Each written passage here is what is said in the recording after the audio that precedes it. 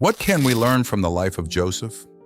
Joseph, the master dreamer, the boy sold in slavery, the young man who became Egypt's prime minister, the one who saved the family that had done so much evil to him. What can we learn from his life? Watch this video to find out. Do not forget to subscribe to our channel for more videos about inspiring men and women from the Bible whose lives contain spiritual lessons for you today. Joseph was the son of Jacob and the grandson of Isaac. He grew up in the land of Canaan, but spent most of his life in Egypt. We are not completely sure when he lived exactly, but it probably was from 1915 to 1805 BC. Joseph grew up in a large family. His father had 4 wives, each of which had several children. In total, there were 12 sons and at least 1 daughter. But Father Jacob loved his wife Rachel more than the others, and he gave her sons Joseph and Benjamin a special treatment. For example, he gave Joseph a special colorful robe. The 10 older brothers became jealous of Joseph, and this was only made worse when he had special dreams in which all the brothers bowed down for him.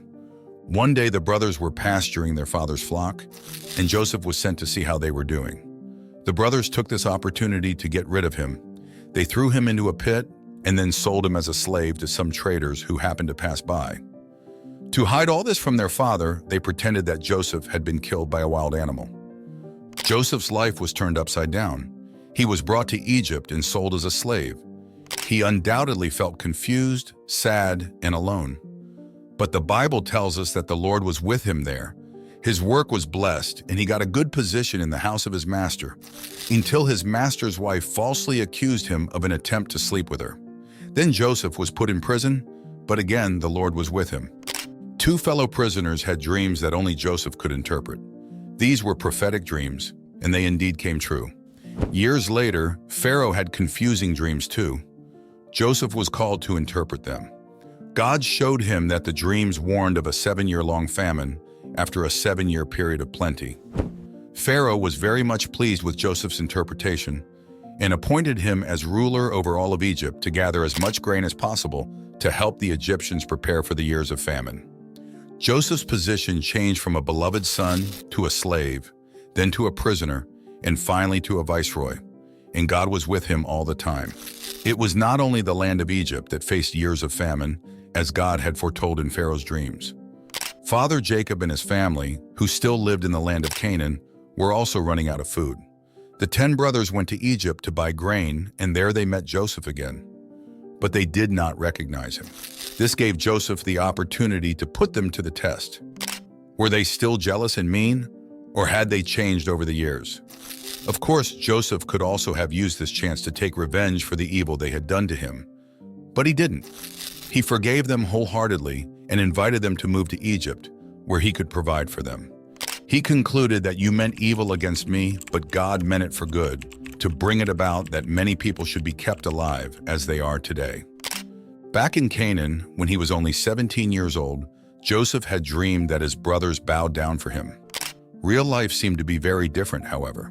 But Joseph never forgot about the dreams, nor did he turn his back to the Lord. And finally, when Joseph was appointed as ruler and his brothers came to buy grain, the dreams were shown to be true. Joseph's life contains important lessons for us. 1. Favoritism and jealousy can destroy whole families. On the other hand, as the psalm says, how good and pleasant it is when brothers dwell in unity. 2. God's guidance of our lives can be completely incomprehensible to us. Joseph's life story teaches us that he is nevertheless in control and that he is faithful to his promises. 3. Joseph's life story shows how people can experience God's presence even in unjust and difficult circumstances. This was also David's experience, as we hear in the famous Psalm 23, "Even though I walk through the valley of the shadow of death, I will fear no evil, for you are with me." 4. Joseph's attitude of forgiveness and mercy points us to Jesus Christ, who also forgives people who have done him wrong because of their sin and disobedience. He even gave his life for them, so put your trust in Jesus and receive forgiveness of sins and eternal life.